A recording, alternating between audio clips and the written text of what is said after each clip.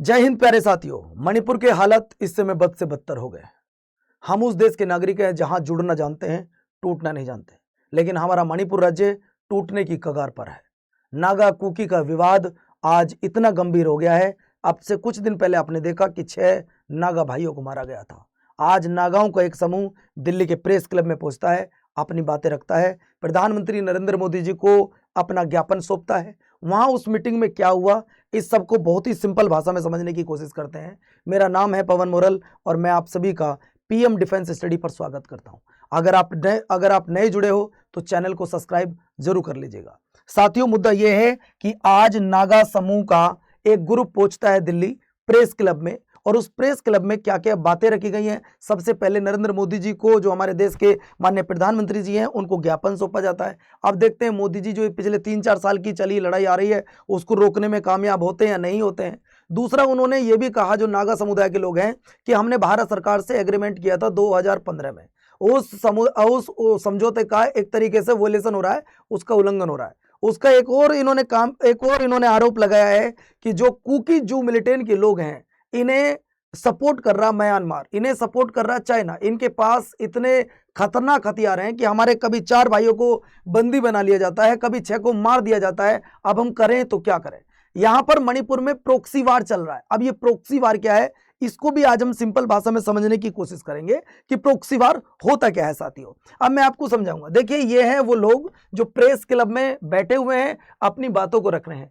दरअसल में ये लोग भी, जैसे आज कुकी लोग कुकीलैंड की अलग डिमांड कर रहे हैं, वैसे नागा भाई भी 2015 से पहले अपनी डिमांड रखते थे। हमारा अलग संविधान होगा, हमारा अलग झंडा होगा। इसके बाद भारत सरकार इनसे एग्रीमेंट करती है 2015 में कि आप एक काम कीजिए, हथियार छोड़िए और समझौता कीजिए, और समझौते के बाद वहां शासन कीजिए, चुनाव लड़िए। और रोकने का एक तरीका यही होता है, जो लोग हथियार उठाएं उनको शासन प्रशासन में लाइए, उन चुनाव लड़िए, आप लोगों की जो अधिकार हैं उनको दिलाने की आप कोशिश कीजिए, बात खत्म हो जाएगी। अब ये लोग अपने हथियार, अपने संविधान की मांग, अपने झंडे की मांग को खत्म कर देते हैं और भारत सरकार के साथ इस एग्रीमेंट को फॉलो करते हैं। तब से नागा भाई आराम से शांतिपूर्ण तरीके से सब कुछ चला आ रहा है। तो इन लोगों ने पहली डिमांड ये रखी कि जो हमारे साथ समझौता किया गया था 2015 में, उसका वोलेशन हो रहा है। इसके बाद आपको मैं बताना चाहूंगा साथियों, जो हमारे नागा भाई हैं, देखिए नागा भी हमारे अपने हैं, कुकी भी हमारे अपने हैं और मैती भी हमारे अपने हैं। आपने सुना होगा कि एक मछली पूरे तालाब को गंदा कर देती है। कुकी लोग में जो कुकी जू मिलिटेंट के लोग हैं, वो दरअसल में हमला करते हैं। अब मैं आपको समझाना चाहूंगा साथियों, ये जो आप यहाँ ट्राइब्स देख रहे होंगे, मैंने यहाँ पे लिखी है साथियों, ये 21 शाखा है, 21 शाखा है नागा भाइयों की। उनमें जो 6 लोग मारे गए थे, अभी आपने देखा होगा, जहां कुकी लोगों ने भी इस चीज का बाद में माफी भी मांगी थी कि जो ये हुआ है मणिपुर में वो बहुत गलत हुआ है। और लेकिन उन्होंने ये नहीं कहा कि हमारी तरफ से इनको मारा गया है, उन्होंने ये जरूर कहा कि ये काम निंदनीय है, ये काम नहीं होना चाहिए था। देखिए, ये जो 6 लोग मारे गए थे, ये आते हैं लियांग माई शाखा से।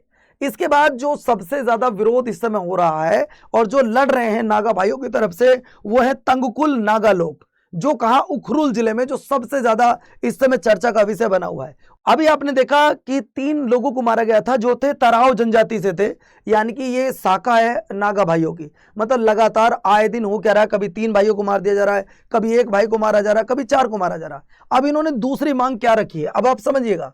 नागा समुदाय जो दिल्ली पहुंचा, उन्होंने प्रेस क्लब में दूसरी मांग ये रखी। मणिपुर में एक सीएम है जिनका नाम युमनाम खेमचंद जी है, 2 है डिप्टी सीएम, उनमें है नेमचा किपगेन। उन्होंने कहा है कि नेमचा किपगेन को सबसे पहले हटाया जाए, यानी कि नागा भाइयों ने कहा है कि इन नेमचा किपगेन जी को हटाइए, ये कुकी समुदाय से आती हैं।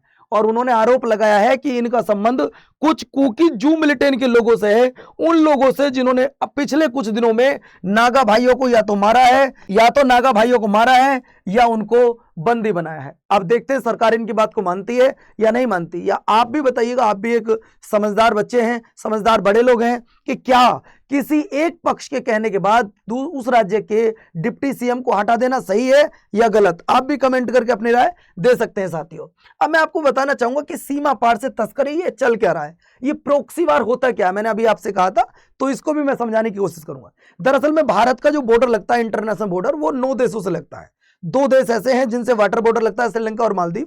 7 देश ऐसे हैं जिनसे हमारा लैंड बॉर्डर लगता है, उनमें सबसे ज्यादा बांग्लादेश का लगता है, और बांग्लादेश है, चाइना है, पाकिस्तान है, म्यांमार है, नेपाल है और भूटान है, अफगानिस्तान है। इसके बाद अगर मैं बात कर रहा हूं भाई किसकी, म्यांमार से हमारा 1643 किलोमीटर का बॉर्डर लगता है।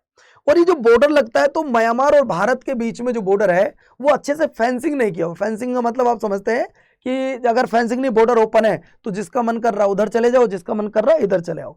अब म्यांमार में किसी की सरकार भी नहीं है, मान लो उस उधर पार सीमा पार का कोई व्यक्ति गलत भी कर रहा है, अब हम बात करें तो किससे करें भाई, जब मणिपुर म्यांमार में सरकार ही नहीं है तो हम बात करें तो किससे करें। और मणिपुर में वो लोग इस समय पूरी तरीके से हिंसा फैलाने में कामयाब हो चुके हैं, जो लोग गलत इरादे से यहां घुस रहे हैं। जैसे मैंने अभी आपको बताया कि 1643 किलोमीटर की बाउंड्री है जो सीम, ये देखो बॉर्डर बिल्कुल ओपन है। अब ये जो हिंसक समूह है जो ऑलरेडी अपने यहां पर सरकार को गिरा चुके हैं साथियों, वही लोग अपने देश में तो हिंसक कर ही रहे हैं। अब वो लोग हमारे कहां पर मेरे भाई, मणिपुर में जो कुकी जू मिलिटेंट के लोग हैं उनको सपोर्ट करते हैं। जब उनको सपोर्ट कर रहे हैं, देखिए अब हो क्या रहा है, जो यहाँ पे म्यांमार है, म्यांमार खुद सामने आके अटैक नहीं कर रहा है, मणिपुर के जो कुकी जू मिलिटेंट के लोग हैं उनको पैसा दे रहा है, उनको हथियार दे रहा है। आप सोचिए इनके पास जो कुकी जू मिलिटेंट के लोग हैं, इनके पास इतने खतरनाक हथियार कहां से आ गए, इनको क्या जरूरत पड़ी इतने खतरनाक हथियार रखने की। तो मेरे भाई मैं आपसे बस यही कहना चाहूंगा, म्यांमार और चीन से क्या रहे M4, M16 और स्नाइपर राइफल जैसे अत्याधुनिक हथियारों की तस्करी हो रही है। ओपन बॉर्डर है, हथियार आराम से एंट्री कर रहे हैं, ये लोग हथियारों को लेके, ड्रग्स को लेकर आराम से एंट्री कर रहे हैं। इसके बाद म्यांमार के विद्रोही गुट द्वारा सीमा पार से युद्धों को हवा देना है, मतलब उधर बैठे प्रॉक्सी वार है क्या, मतलब यहां वो लोग अटैक करना चाहते हैं इंडिया पे, लेकिन वो इंडिया के ही लोगों को बीच में मीडिएटर बना रहे हैं। मतलब म्यांमार के लोग यहां कुकी जो मिलिटेंट के लोगों को बीच में मीडिएटर बना रहे हैं और इन्हीं से अटैक करवा रहे हैं, मतलब हिंसा करवा रहे हैं। अब जो नागा समुदाय दिल्ली पहुंचा, उन्होंने ये कहा कि जो कुकी जो मिलिटेंट के लोग हैं उनका एक ग्रुप हुआ करता था जिसका नाम था कुकी नेशनल फ्रंट, जो 1995 में इसका डिवाइडेशन हो जाता है और 1995 के बाद इसको बोला जाता है the Kuki National Front presidential affection, ये इसको ऐड कर दिया जाता है। अब यही लोग, अब आप सोचो दोस्तों, ये इतना खतरनाक व्यक्ति आपको दिख रहा होगा कि जैसे कमांडो है, यार इन्हें कमांडो की जरूरत क्या पड़गी, इनके पास इतने खतरनाक हथियार कहां से आ गए। अब हमारी भारत सरकार ने क्या किया है, अब इनसे कोई सिंपल आदमी तो टक्कर ले नहीं सकता, मैं और आप तो इनसे टक्कर ले नहीं सकते। तो भारत सरकार ने क्या किया है, इनको रोकने के लिए, इन ग्रुप को खत्म करने के लिए कोबरा कमांडो को भेज दिया है। ये वो कोबरा कमांडो भाई हैं, ये जिस मिशन पर एक बार निकल जाए, मिशन को पूरा करने के बाद ही लौटते हैं। शायद अब इन लोगों की खैर नहीं है, ये इन्हें हथियार डाल देना चाहिए।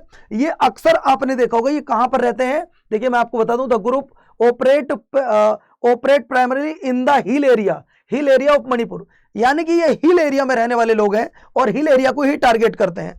इसके बाद ये एक दूसरा ग्रुप है जिसका नाम है कुकी नेशनल आर्मी। आप देखिए इनके पास कितने खतरनाक हथियार हैं। कुकी नेशनल आर्मी बर्मा में रह रहे हैं, बर्मा मतलब म्यांमार में रहकर ये भाई साहब भारत में आते हैं और भारत में आने के बाद यहां ये विद्रोह करते हैं। अब आप बताओ साथियों, क्या ये सही है या गलत है, कमेंट करके आप भी अपनी राय जरूर दे सकते हैं। इनको इतने खतरनाक हथियारों की जरूरत क्या है। ये जो कुकी नेशनल आर्मी है, कौन सी आर्मी है, जिस तरीके से एक देश की खतरनाक आर्मी होती है, इंडिया हो, अमेरिका हो, रसिया हो, जापान हो, जिन देशों की खतरनाक आर्मी होती है, उसी तरीके की इनके पास ड्रेस, उसी तरीके के इनके पास हथियार। कहां से आता है इतना पैसा, हथियार लेने के लिए, ड्रग्स कहां से आता है इतना पैसा। अब दोस्तों सारा पैसा कहां से रहे, उसको समझने की कोशिश करते हैं।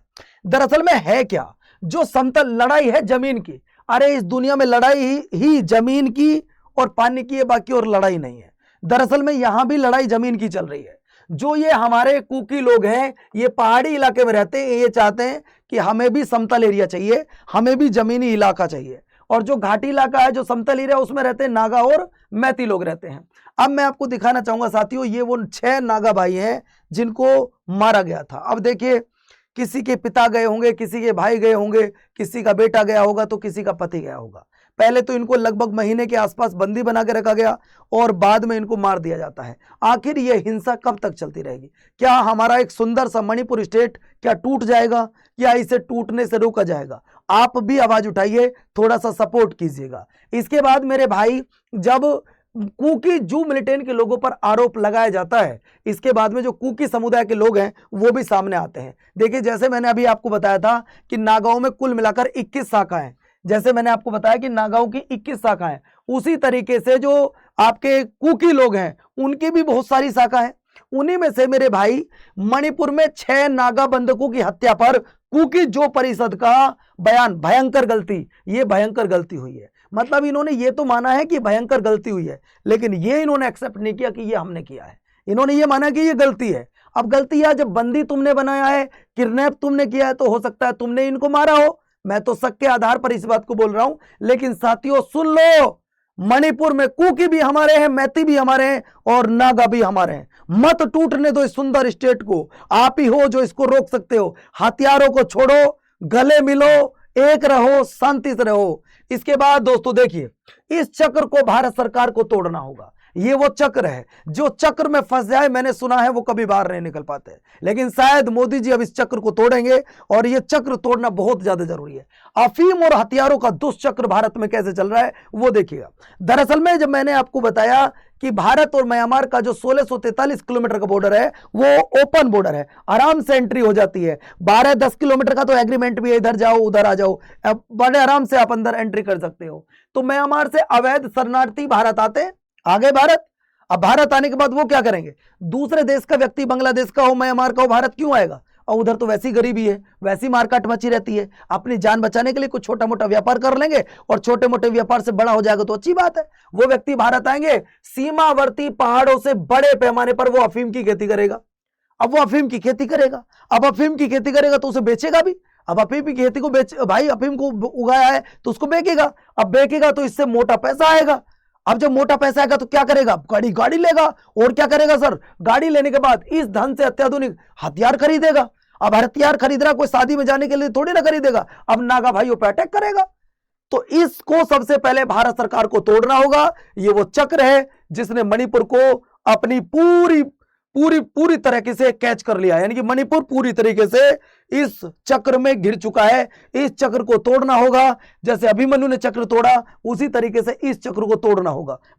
अभिमन्यु जी पूरे चक्र को नहीं तोड़ पाए थे, लेकिन भारत सरकार इस चक्र को तोड़ेगी और मणिपुर को इससे बाहर निकालेगी, ऐसी मुझे उम्मीद है। आपको क्या लगता है? आप भी कमेंट करके राय जरूर दीजिएगा। अगर मैं देखूं मणिपुर में दोस्तों, तो मणिपुर में लगभग 53% मैती लोग रहते हैं। और अगर मैं बात कर रहा हूं साथियों, 24% लोग जो हैं वो नागा रहते हैं। विवाद कहां से शुरू हुआ? विवाद तब शुरू हुआ जब सरकार ने मैती को जब सरकार ने एसटी का दर्जा दे दिया मैती को। यहीं से विवाद बढ़ना शुरू हो जाता है। दोस्तों इसमें आपको क्या लगता है? जरूर राय दीजिएगा। एक और सबसे बड़ी बात यह होती है, जो कुकी जो मिलिटेंट के लोग हैं, ये पुलिस से हथियार छीन के ले गए। लगभग 6000 के आसपास इन्होंने हथियार छीन लिए थे। 6 लाख से ज्यादा इन्होंने कारतूस लूट लिए थे, जबकि इन 2500 से ज्यादा हथियारों को बरामद कर लिया गया था। बाकी को बरामद भी नहीं किया गया है। तो साथियों मणिपुर में प्रोक्सी वार चल रहा है। आज ये मणिपुर की घटना मणिपुर से दिल्ली तक जा चुकी है। अब देखना यह है कि मोदी जी इस हिंसा को तोड़ पाएंगे या नहीं तोड़ पाएंगे। मोदी जी इस चक्र से मणिपुर को बाहर निकाल पाएंगे या नहीं निकाल पाएंगे, ये तो समय बताएगा। लेकिन मैंने आपको एक भारतीय होने के नाते अपने भारत के इस राज्य में क्या चल रहा है उसकी इंफॉर्मेशन आपको दी है। वीडियो कैसी लगी कमेंट करके जरूर बताइएगा। और जो मेरे कुकी, नागा और मैती भाई आपस में लड़ रहे हैं, मेरी हाथ जोड़ के गुजारिश है, अभी भी समय है, संभल जाओ। दूसरे देश के लोग आप पर हावी हो रहे हैं, उनको हावी मत होने दो। आप एक रहो। जय हिंद, जय भारत साथियों।